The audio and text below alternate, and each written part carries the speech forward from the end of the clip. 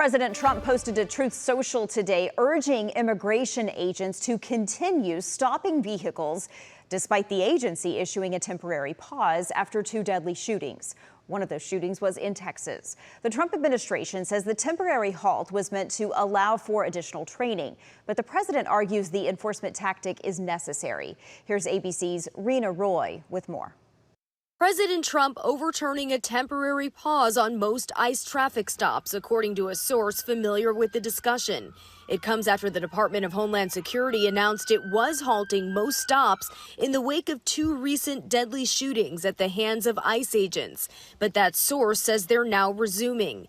The Department of Homeland Security also requiring all arresting teams to have at least one individual wearing a body camera. Protests breaking out across the country after an ICE agent shot and killed Johann Sebastian Guerrero in Biddeford, Maine earlier this week. ICE needs to stop their reign of terror. ICE needs to be abolished. We want to make clear that a nice badge is not a license to kill. A spokesperson for Maine Senator Angus King telling ABC News Guerrero was not the intended target of immigration officers.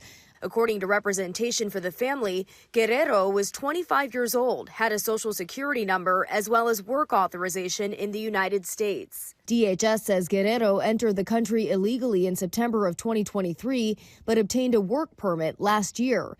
Multiple sources tell ABC News the agent involved in the deadly shooting was a newly sworn-in ICE officer, but had been a law enforcement officer with the Department of Veterans Affairs since 2017. And in Houston, Texas, 6 days earlier, another man was killed by ICE agents. Authorities in Texas claim he threatened agents with his vehicle, though they did not provide evidence of that.